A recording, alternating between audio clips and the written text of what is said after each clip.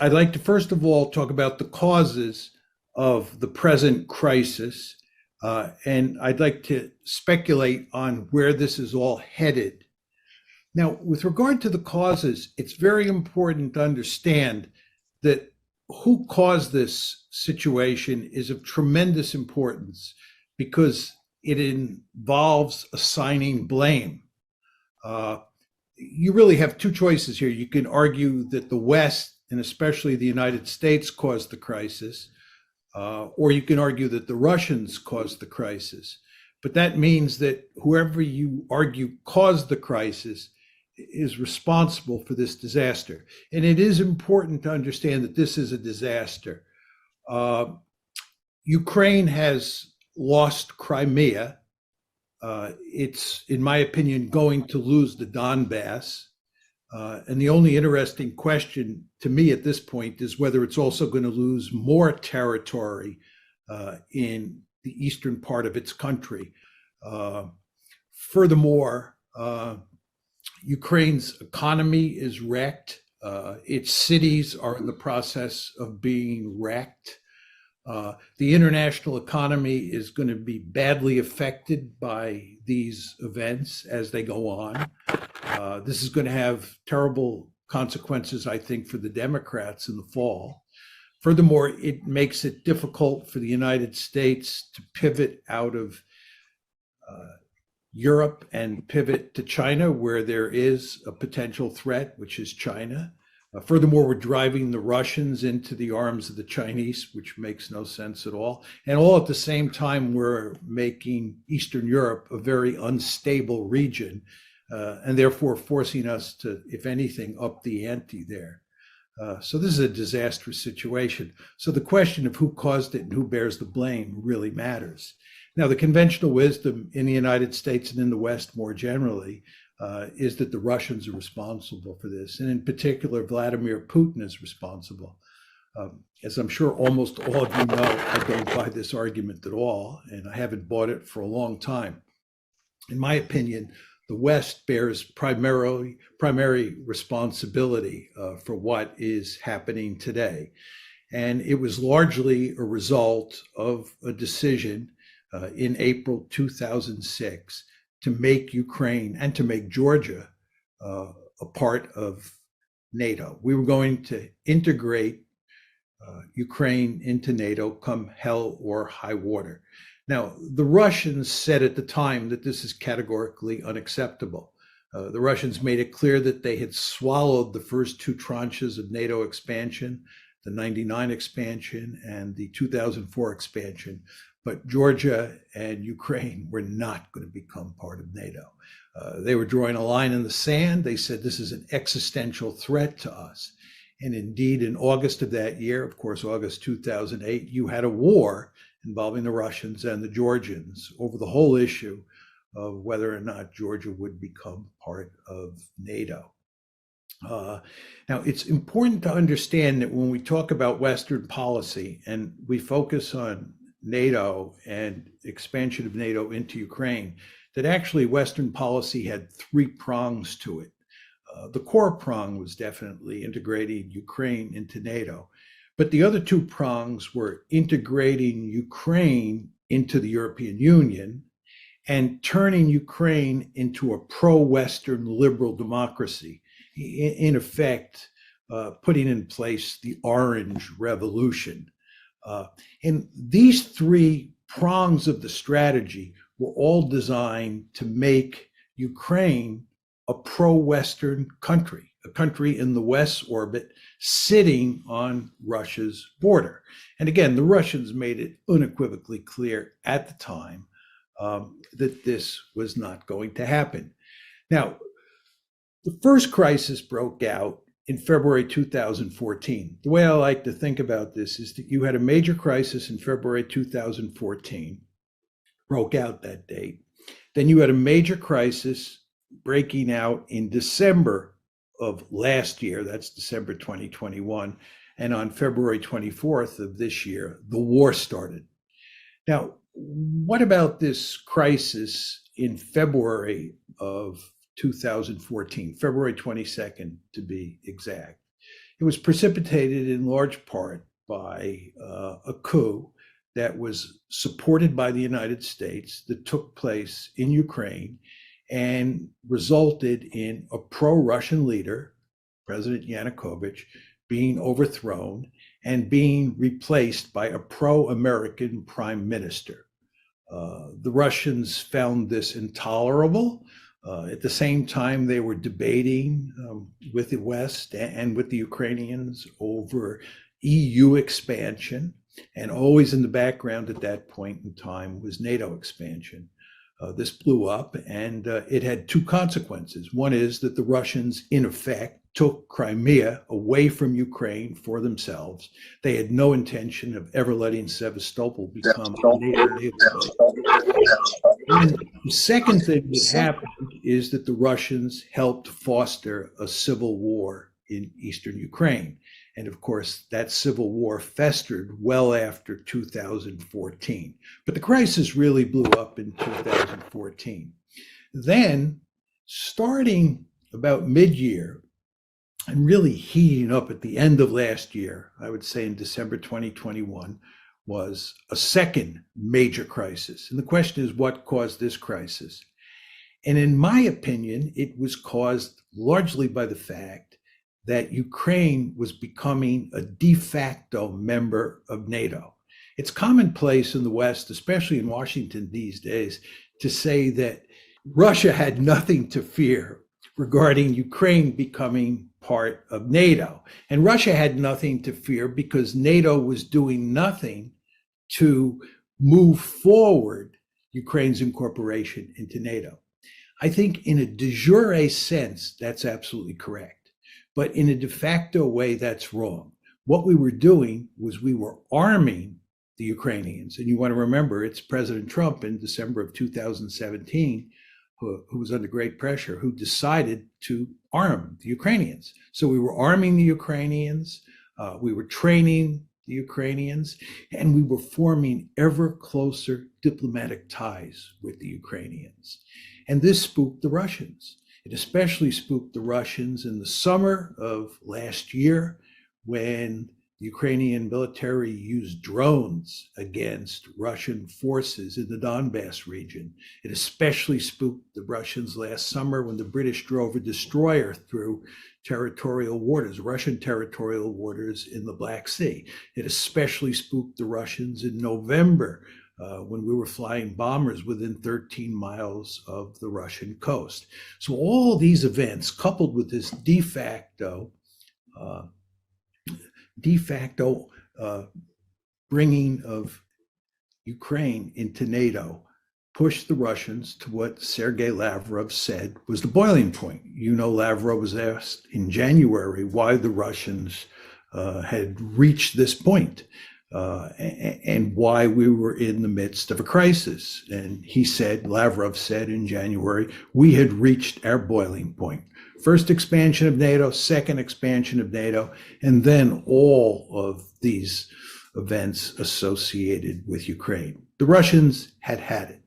So you had a crisis of massive proportions, which of course resulted on February 24th in the Russians invading Ukraine. And we are now in the midst of a real war. This is not just a civil war in eastern Ukraine, which is what we had before February 24th.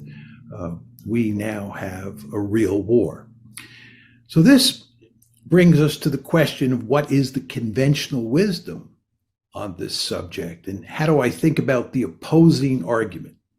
The opposing argument is that this has nothing to do with NATO expansion. It's really quite remarkable. When you listen to people in the administration speak, and when you read editorials in the Washington Post, words like this are spoken. This has absolutely nothing to do with NATO expansion. I don't know how anybody can say that. The Russians have been saying since April 2008 that this is all about NATO expansion, that NATO expansion into Ukraine is an existential threat to them.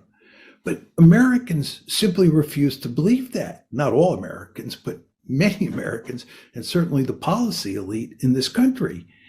And instead, what they have done is they've created a story that it is not American policy. It's not NATO expansion that's driving this train. Instead, it's Vladimir Putin. And it's the fact that Vladimir Putin is either bent on recreating the Soviet Union or he's interested in creating a greater Russia. But whichever one of those two outcomes you take, he is ultimately an expansionist. He's on the march. And thank God we expanded NATO, because if we hadn't expanded NATO, he'd probably be in Berlin by now, if not Paris. This is the basic argument. He is an aggressor. There are a number of problems with that argument. First of all, before February 22nd, 2014, nobody was arguing that he was aggressor. Nobody was arguing that NATO expansion was required for the purposes of containing Russia before February 22nd, 2014. We didn't think he was a problem. And in fact, when the crisis broke out on February 22nd, 2014, we were actually shocked. If you go back and look at the newspapers at the time, the Obama administration was caught with its pants down. Why? Because they didn't think that that the Russians were aggressive. But of course, we had to invent the story after the crisis broke out so that we weren't blamed for what happened. We had to blame the Russians. So we created this story. Second reason you want to doubt this is that Putin has never said that he is bent on recreating the Soviet Union, or he's bent on creating a greater Russia. He's never said he was bent on conquering Ukraine and integrating it into Russia. There's no question that in his heart, he thinks that it would be appropriate for Ukraine to be part of Russia. In his heart, he's made it clear he'd love to bring back the Soviet Union. But he's also explicitly said that in his head, he fully understands that this is a bad idea. So if you look at what he said, there's no reason to think he's bent on recreating the Soviet Union or creating a greater Russia. To take this a step further, he doesn't have the capability. He doesn't have the capability for two reasons. First of all, he doesn't have a big enough military. This is a country whose gross national product is smaller than Texas's, right? This is not the former Soviet Union in its heyday. Furthermore, the Russians understand that occupying countries or occupying territory in Eastern Europe is a prescription for big trouble. Most of us on this call are old enough to remember the Cold War and all the trouble that the Soviets had. Think East Germany, 1953, Hungary, 1956, Czechoslovakia in 1968, constant trouble with the Poles. And one could argue that the Romanians and the Albanians were the biggest pain in the necks they ever faced. The Russians are surely sophisticated enough to know that not only do they not have the capability, but that occupying Ukraine, occupying the Baltic states would be like swallowing a porcupine. This would be crazy. So I think there's hardly any evidence to support that. And the final point I'd make is if you look at what the Russians are doing militarily in Ukraine at the moment, it does not look like they're bent on conquering the country and occupying it and integrating it into a greater Russia. But anyway, here we are. And I think everybody is very interested in the question of where we go from here. So let me say a few words about that. First of all, let me start with US policy. US policy is to double down. That's what we're going to do. This is what we did after 2014. Instead of reevaluating and saying maybe NATO expansion is not such a good idea, we went in the opposite direction. This is why I'm telling you that by 2021, the Russians understood that we were turning Ukraine into a de facto member of NATO. They understood that.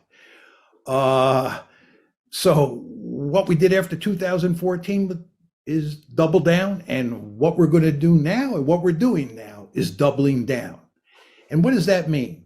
We're encouraging the Ukrainians to resist. We're not going to fight for them, you understand? We're going to fight to the last Ukrainian, but we're not going to do any of the fighting. They're on their own in that regard. But we're going to arm them and do what we can to train them at this late date and hope that they can hang in there and duke it out with the Russians. And nobody believes they're going to defeat the Russians, but maybe you'll get a stalemate. Now, the question you have to ask yourself, this is really the key question, is what are the Russians going to do, right?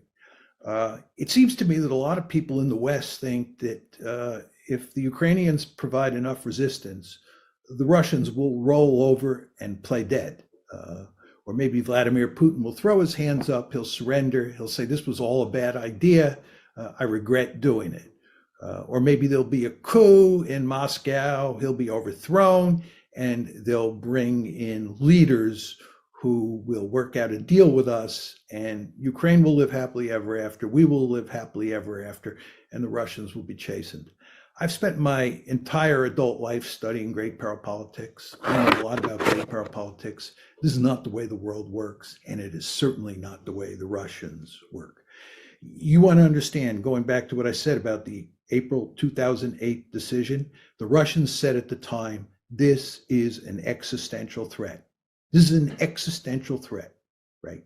So even before the current war, Ukraine becoming part of NATO was viewed as an existential threat. Now you're talking about a situation where you defeat the Russians in Ukraine. This is a much worse outcome for the Russians than what happened in April 2008, and a much worse outcome than what happened in February 2014. And the Russians are not going to roll over and play dead. In fact, what the Russians are going to do is they're going to crush the Ukrainians. They're going to bring out the big guns. They're going to turn places like Kiev and other cities in Ukraine into rubble. They're going to do Fallujahs. They're going to do Mosuls. They're going to do Grozny's. You know what happened in World War II when the United States was faced with the possibility of having to invade the Japanese home islands in early 1945. The idea of invading the Japanese home islands after what happened at Iwo Jima and then later what happened in Okinawa really spooked us. So you know what we did? We decided to burn Japanese cities to the ground starting on March 10th, 1945. We killed more people the first night we firebombed Tokyo than we killed at either Hiroshima or Nagasaki. And we were systematically burning Japanese cities to the ground. Why? Because we did not want to invade the Japanese main islands. When a great power feels threatened, the Russians are going to pull out all stops in Ukraine to make sure that they win. And then there's the nuclear dimension to this.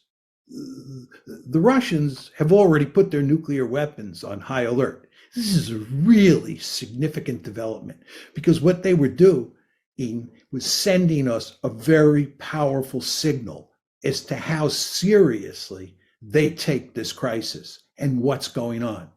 So again, if we start winning and the Russians start losing, you want to understand that what we're talking about doing here is backing a nuclear-armed great power that sees what's happening as an existential threat into a corner.